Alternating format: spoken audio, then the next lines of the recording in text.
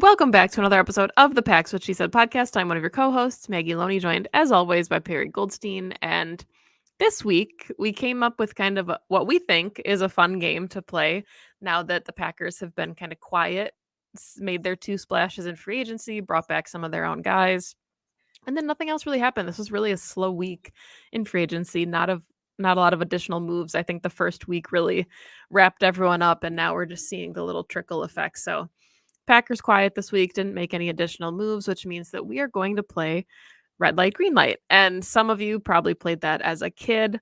This obviously is a little bit different.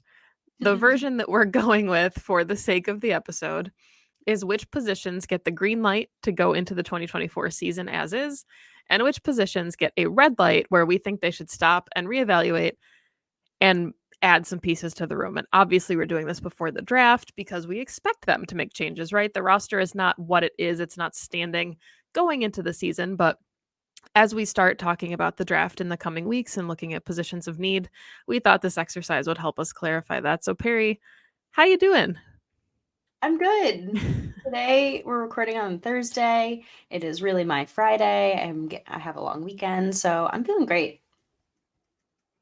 Nice. Well, let's start with quarterbacks, right? I think we both are going to be in agreement here, but how you feeling about quarterbacks, Perri? Red light or green light on Jordan Love and company? And here, I'll do this. We'll also go through the rest of the room. So as it stands on the roster now, there's Jordan Love, Sean Clifford, and Alex Magoo, the prospect out of the United States Football League, played with the Birmingham Stallions and won an MVP there. Tough one to start off with here. No, I'm kidding. This is obviously a green light. The Packers figured out in the 2023 season that they have their franchise quarterback. He is going to get a massive contract extension come May when they are able to finalize that from the 1-year mark from his last contract extension. Yeah, I think also on top of that, I think Packers fans should feel pretty good about QB2. I thought Sean Clifford, at least in the preseason that we saw, because he obviously didn't play during the regular season, looked like a pretty solid backup. I'm going to derail us like right off the bat and ask you, do you think they bring in another quarterback, at least like as a camp body this offseason? Either they draft someone or they bring in some kind of like someone floating around a vet in free agency? I think they're for sure going to draft someone. And I say that because at the combine, Brian Gutekunst made his comments about how they always value competition in the quarterback room and they always like to bring in homegrown talent. So I thought like the idea of a veteran backup made sense last year. Yeah. But now I definitely see them wanting to acquire some guys. So I certainly think at least one day 3 pick is going to go to quarterback. And Tua's brother is in this draft class. So that would be kind of a fun little quarterback room edition. But yeah, I agree. 100% green light for the quarterbacks. Yeah. I was thinking about it because they continuously brought guys in while Rodgers was the franchise quarterback. I mean, even going so far as like drafting guys higher up than maybe you would have wanted. And these are guys who went on to have like, maybe not like full blown starter careers, but I mean, you look at like Matt Hasselbeck and, you know, some names that like you would probably recognize who kind of like rotated in and out of Green Bay. So I think it's just like a Packers way to always bring people into that room, even when you have your guy, your dude.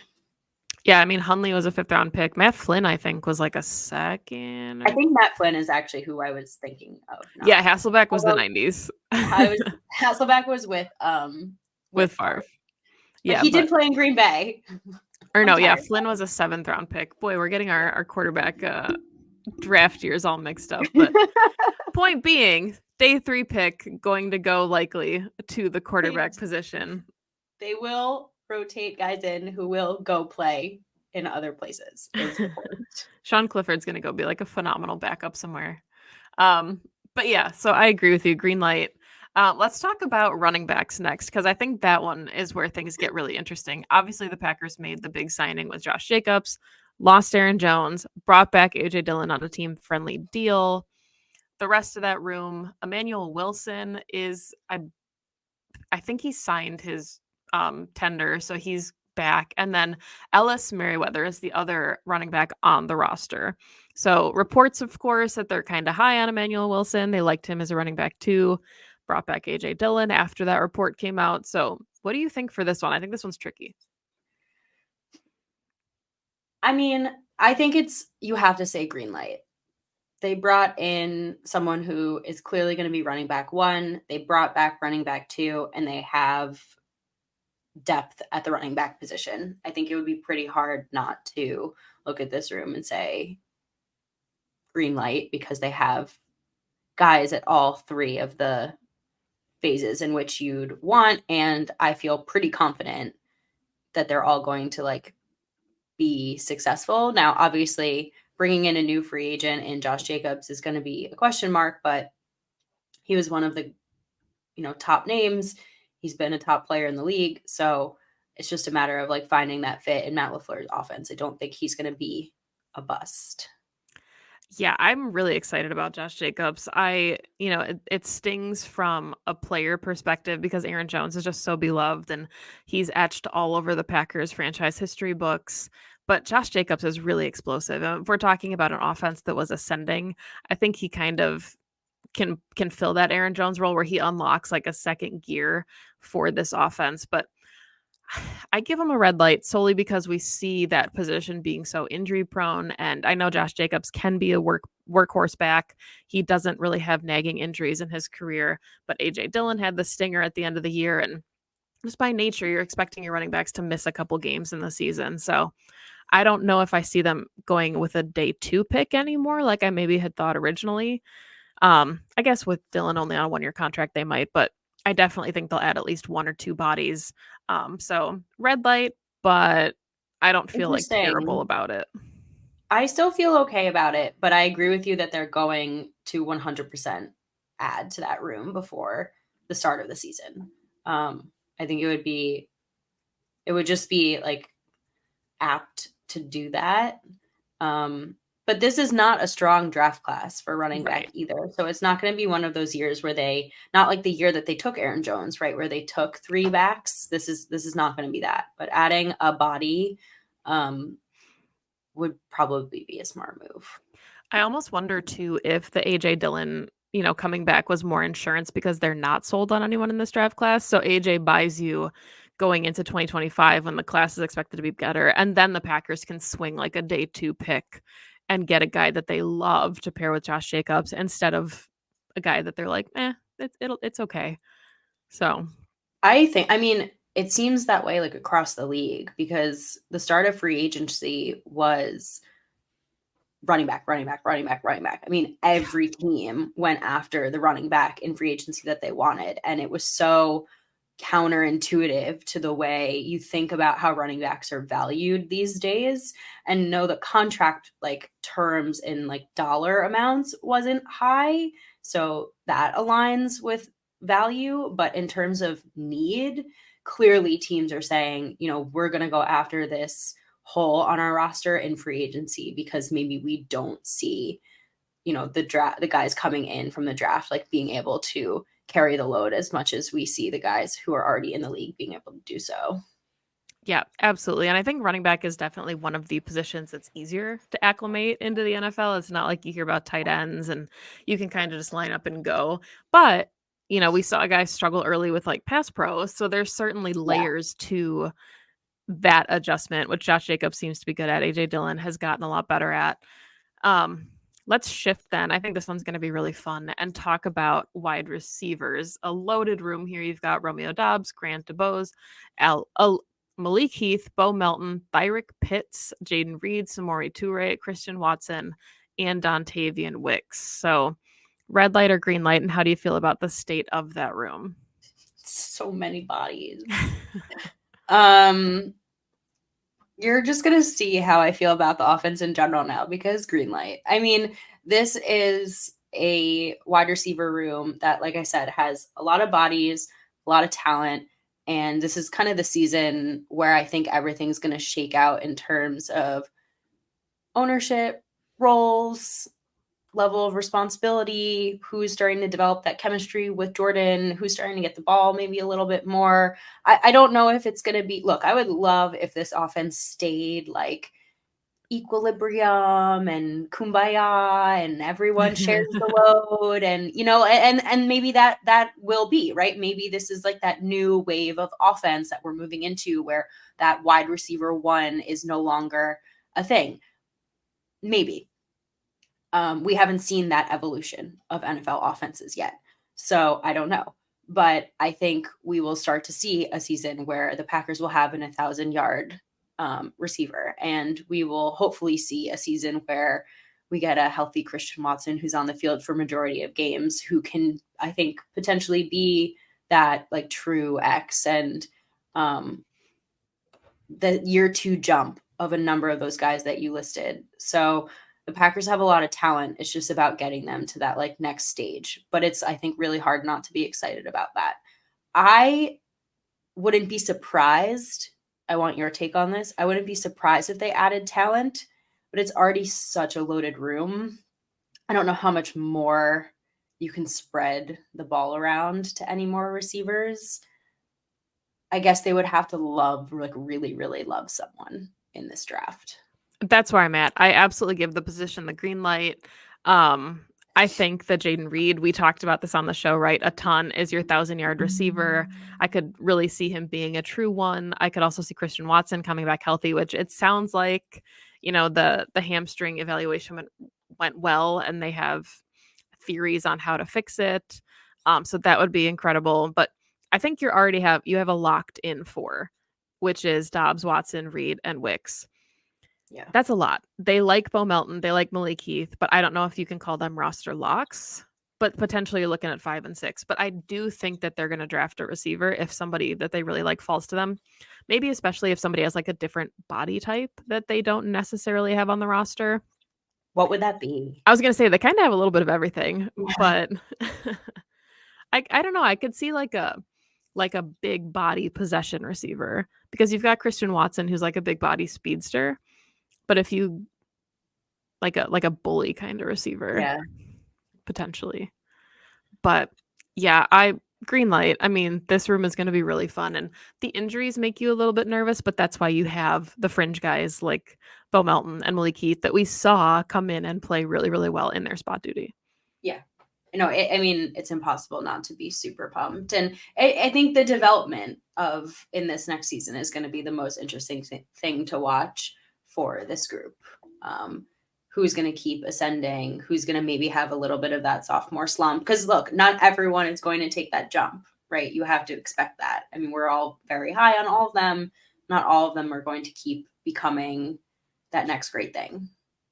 Yeah, Packer fans have a real love of the bottom of the roster kind of players. We see it every year in training camp. And that's not to say guys like Bo Melton don't deserve their flowers. He was the first 100-yard receiver this season in a game, right? Like there's some really cool things that happened, and guys made the most of their opportunities. But Packers fans also tend to think that everyone we find is like a diamond in the rough somewhere. And that just doesn't pan out in the NFL, regardless of position. Like it's amazing when it does, and it's a fun story, but still really easy guys to root for. It's because of Donald Driver. Mm-hmm. Everyone thinks that we found the next Donald Driver, like 7th round pick, and then ends up being like the highest, receiving, scoring, like legend in NFL, in our franchise history. And, not everyone's going to be DD. How irreplaceable too. It's just an absolute legend. But all right, let's talk about tight ends, because I talked about the receiving room potentially missing a huge bodied possession threat. And then you've got 2 of them in Luke Musgrave and Tucker Kraft. Josiah DeGuara remains unsigned. He is still a free agent at this point.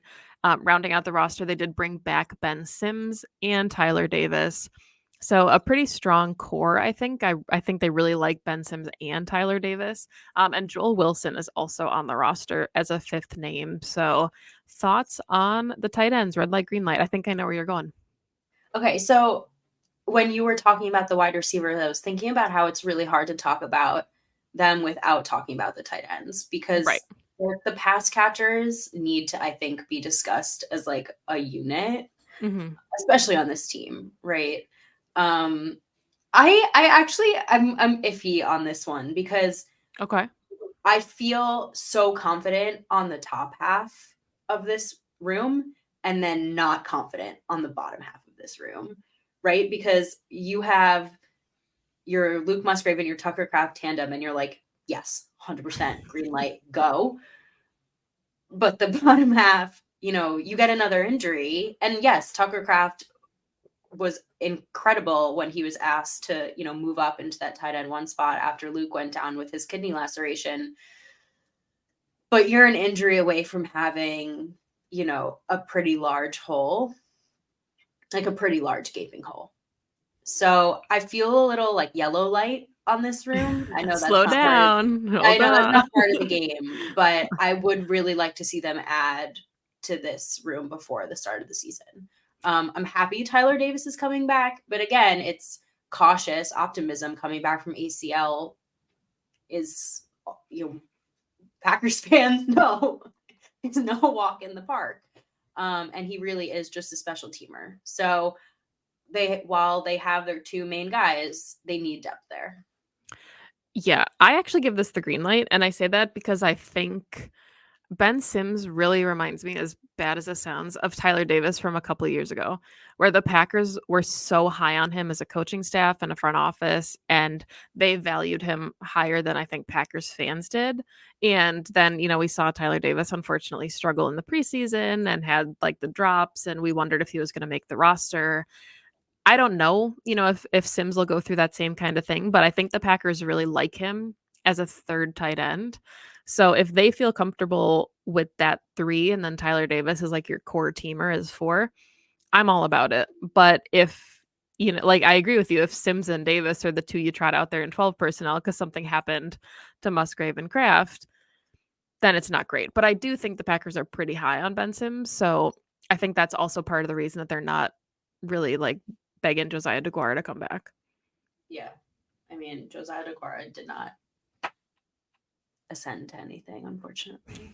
So. All right, let's talk about the offensive line here, because I think this is probably where the biggest question marks hit when it comes to the offensive side of the ball. John Runyon Jr. left for the Giants in free agency. Yosh Nijman signed with the Panthers.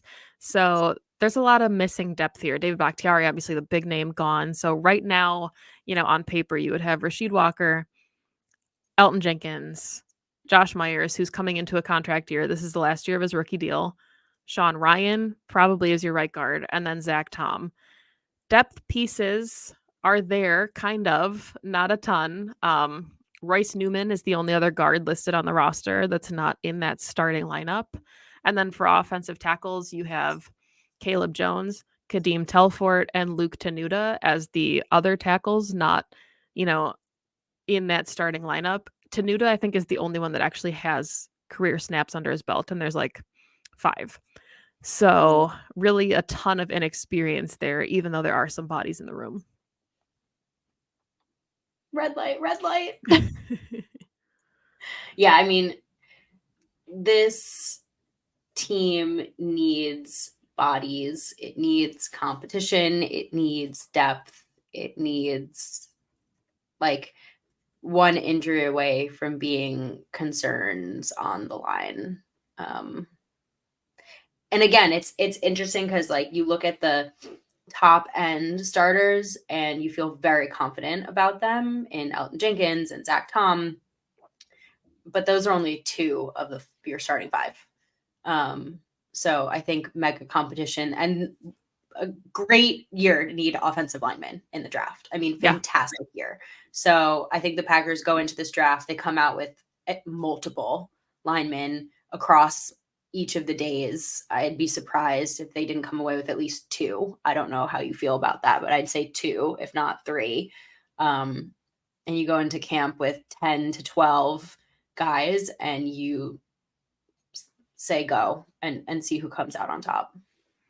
Yeah, I think the Packers definitely invest in the interior quite a bit, especially with Josh Myers entering the last year of his deal. We don't know what that's going to look like, if they want to bring him back or if, they'll let him test the market. So Zach Tom, of course, can play center. Elton Jenkins has played center. He was drafted as a center, but a lot of these guys have kind of found homes elsewhere. So you don't necessarily want to move them, because then you're losing, like, if your strength is right tackle and then you move your right tackle to center, and now you have a gaping hole at right tackle. So I do think this is a really good year to need offensive linemen, and I think the Packers will absolutely get at least 3. Yeah. But red light for sure for now.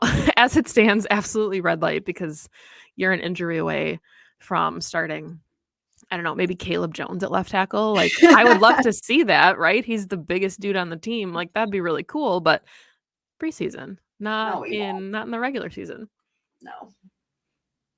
All right, let's flip it to the defensive side of the ball and talk about the defensive line, because as I was going through and writing this positional analysis for Cheesehead TV and the draft guide, which you should check out if you have not done so already and pre-ordered, holy cow. It feels like every year I write that positional analysis, I'm like, the Packers need help on the defensive line. And this year I'm writing it and I'm like, wow, there's so much help on the defensive line. You have Kenny Clark, Devontae Wyatt, Carl Brooks, Colby Wooden, TJ Slayton, and then Jonathan Ford is also a 7th round holdover from 2022. So I don't even know if they have enough room left for more bodies. Yeah, I feel great about this position now. Obviously love to see a jump from Devontae Wyatt from this past year to next year. Going to be playing in a new scheme, which I think we hope will help everybody. Kenny Clark is Kenny. And I don't think we need to say more about Kenny. Is this year 9 for Kenny? Something 8 or 9. Like yeah. What was he, the 2016? He's the last guy left from Ted Thompson. So, but this is again a position group where I feel like at every level they have their starters, they have their depth guys, they have the pieces that they know who are rotational, they have the pieces that they took last draft who we hope to take that next jump, and it's finally a strong position group. Yeah. I mean, absolutely green light. I'm so excited to see some of these guys, especially if we talked about, like, I know Colby Wooden was going to put on some weight. I think Carl Brooks doing the same as rookies. That tends to kind of happen in the year 2. Devontae Wyatt had a really nice end to his season. Kenny Clark had a career best, which seems crazy for somebody that's been in the league for this long and is still somehow only 28. Like, I feel like Kenny Clark should be, like, talked about with, like, BJ Raji and Mike Daniels. It's been so long that he's just been in the league, but really, really fun to be able to talk about that unit as a position of strength. And I'm really excited to see, as we kind of transition into the edge rushers, how these units will mesh under Jeff Hafley and how he'll utilize guys like, maybe Wooden will rush off the line a little bit. Maybe Preston will kind of come in as that, like, roaming nose. But let's segue. Let's talk about the edge rushers and how we feel about that unit, because there are, of course, some concerns with depth. You've got Rashawn Gary, Preston Smith signed the team or restructured to stay a Packer. They've got Lucas Van Ness, the 1st round pick from last season, did lose JJ Enigbari for the season with an ACL injury in the playoffs. But then there's a ton of depth on this roster. It feels like all of the Packers' future contracts went to edge rushers. You've got Brenton Cox Jr., Kenneth Odumegwu, Aaron Mosby, Deslin Alexander, Keyshawn Banks, and DeAndre Johnson, all as depth pieces in that unit. So I know the Packers liked Brenton Cox Jr. at one point. Like, there's some names here, but what are your thoughts just from the unit as a whole? This is another, like, yellow light for me. Like, I feel really good, obviously, about the starters, and I feel a lot better knowing that Preston Smith is coming back. I think without Preston, this room looks a lot different. I still think they take an edge rusher in this draft. Maybe not 1st round. Chop Robinson. Just kidding. But somewhere maybe like day 2. Actually, you know what? Maybe, yeah. Well, so we'll say yellow light. I think if they add another like ascending body, but I mean, Rashawn, Preston, and then LVN takes that jump. Like, that's an incredible starting rotation for Jeff Hafley. Yeah, that's going to be a lot of fun. And I think, like, the style, and that's why I joke about, like, a Chop Robinson, because they have what feels like to me a very similar body type in their 3 edge rushers. They like the big power Yeah. rushers. And Preston can win with speed. We've seen Rashawn win with speed. Like we know these guys are capable of it. Lucas Van Ness has really nice bend. But I think maybe getting them something a little bit different, like a smaller edge rusher who wins with quickness would be really interesting for Halfley.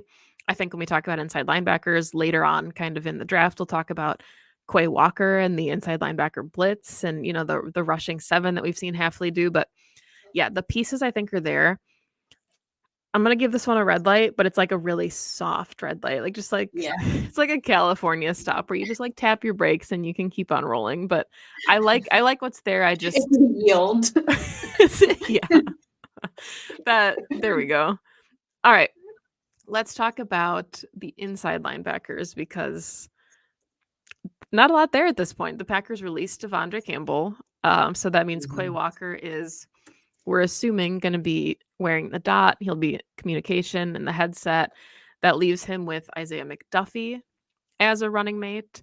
Eric Wilson has not been re-signed, so he is not on the roster at this point, which means the Packers only have Christian Welch and Christian Young on the roster as their 2 depth pieces. And I believe Welch is more of a core special teamer who potentially could get looks inside, but yeah, not a ton of depth here. Packers definitely need to do something with this unit. Yeah, I mean, this is a red light. This has been a red light. It remains a red light. We love Quay.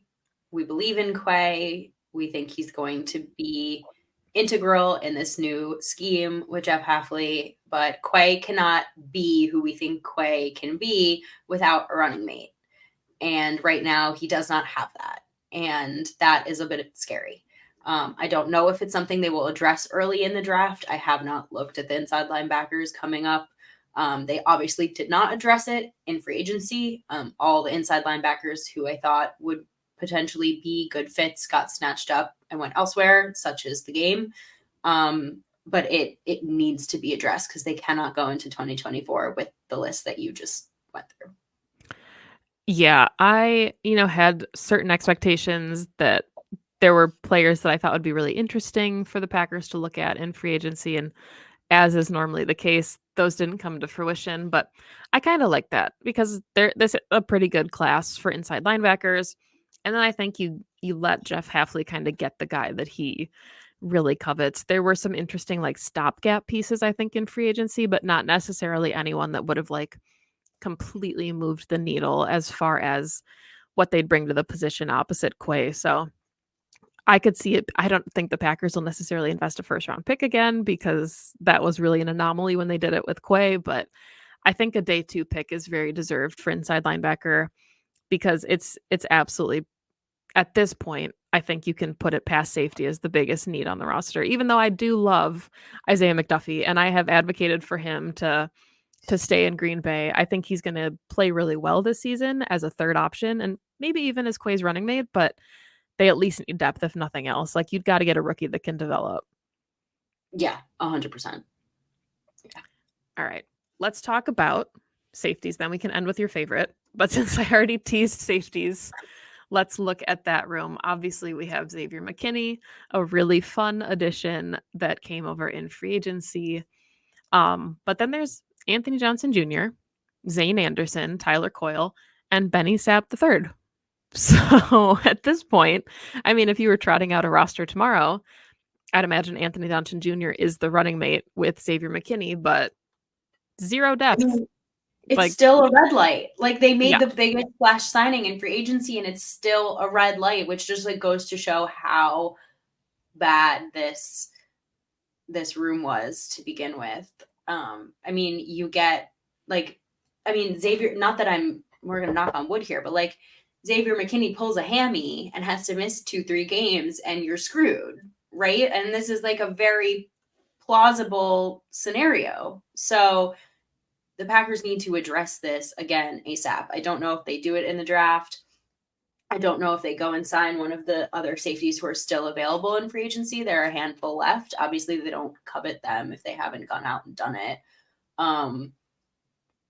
But you cannot have I mean, maybe they like Anthony Johnson Jr.'s sophomore ascension? If so, wonderful. I'm not banking on that. Are Right. you?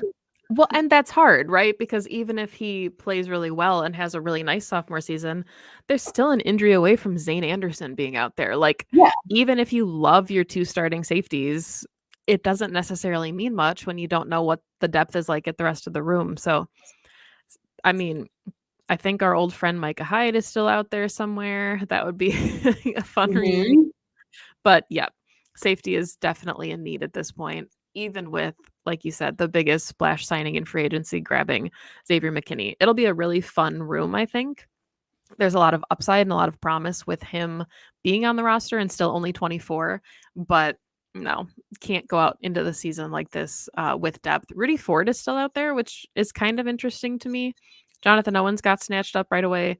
Darnell Savage got snatched up right away, but Rudy Ford is still out there, so I don't know how the Packers would feel about a reunion with him, but he definitely was, of the three, the person that I thought would be most likely to come back at the end of the season, given how everybody finished. So Yeah.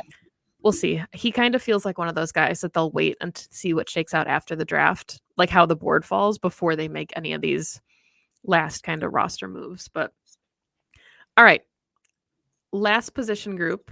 Well, no, we'll do special teams too, I guess. So last side on defense, we've got the cornerbacks. Perri, how are you feeling with Jair Alexander, Carrington Valentine, Eric Stokes, Keyshawn Nixon, Corey Ballantyne, and then they did also go in and sign Robert Rochelle, and their depth pieces are Zion Gilbert and Anthony Johnson, not to be confused with Anthony Johnson Jr. Yeah, I give this group a green light. I mean, I think that like it's hard not to look at the way they played last season. You're hopeful that Eric Stokes is going to come into the season healthy. I do still think that they grab someone in the draft. So I don't think they're even going to go into the season with just that group. But I mean, it's hard not to look at the starters and think solid. Packers are solid. It's going to be a fun year, especially with Xavier McKinney back there with them as well, and in a new scheme. Let's hope for some more aggressive, non-soft coverage. I mean, we talked about this, right, last week. Like Jair, Keyshawn Nixon, Carrington Valentine, and Xavier McKinney are going to talk the most trash of like any So much secondary in the trash. entire league. But yeah, 1000% green light. So let's just wrap here really quickly with special teams because Keyshawn Nixon plays a big role in that too as well. And I think that factored into him getting such a big contract to stay in Green Bay long term. 2 years, all pro kick returner. He's back there returning kicks for the foreseeable future. Anders Carlson is your kicker. They brought in some competition for him. And then they have Daniel Whelan, the punter, and Matt Orzich as a long snapper. Like, how do you feel, I guess, about special teams going into the season after the way things finished? I mean, not great. I don't know. Like, they were still ranked bottom of the league in special teams last season. So it's hard to see the Packers going into the 2024 season with the same group and think, yes, like this feels like red light, Yeah. Like you were what, in the 20s, ranked in the 20s? That's bottom of the league. And there weren't any changes. Now, again, I'm very happy Keyshawn Nixon is coming back, but he's a small part of this unit. I'm more concerned about the kicking unit than I am about the returning unit. Right. So I'd like to see some kicker competition. And Yeah, Keyshawn Nixon can only do so much. He can get you good field position, but he's not the one going out there to try to put up 3 points or yeah, put up 1 point. So as fun as it would be if he breaks 6 a couple times this season, it's not going to swing the needle as much as having a reliable kicker. So there is competition there for Anders. We'll see if the Packers are, inclined to like draft anyone else for a true competition, but I think special teams kind of, and I guess we'll see what happens with all these proposed rule changes as well, right? Like what it looks like with touchbacks and return ability. And I don't know. I think Anders Carlson has a lot of room for improvement. Like we saw with his brother, there's plenty of time for growth. And I think Rich Bisaccia is really good at that. You know, he might not be phenomenal to some fans in a number of aspects, but I think his development of kickers is probably pretty good. So we'll see. But any final thoughts about the roster? I think we would give the coaching staff a green light. Front office gets a green light. So I don't know. I have nothing else. I mean, I would say at this point in the offseason, with months and months to go, to have this many green lights on this roster, we should feel confident that they're going to go into the season, feeling pretty strong. This is pre-draft, right? Yeah. So think about how many holes this team is going to fill post-draft. We'll do our tons of post-draft or draft content to come. But I think they've put themselves in a very good position. Yeah, I think they had like 2.5 red lights on the entire roster. So really good place to be in heading into the draft. But that is all the time that we have for today's show. Thank you so much for joining us. You can follow the podcast on Twitter at PWSS Podcast, Perri at Perri_Goldstein, me at Maggie J. Loney. If you are listening to us in the audio format, thank you so much. We appreciate all of the downloads that you share each week. And if you're finding us on YouTube, we appreciate the subscriptions for that as well. Please make sure to like the videos if you haven't already, and subscribe if you're new here. We appreciate that as well. We'll be back next week, probably starting our draft content since we're just about a month away. So really exciting. We'll get to talk about all these roster holes and see how the Packers can potentially look at filling those. But thank you as always, and go Pack Go. Go Pack Go.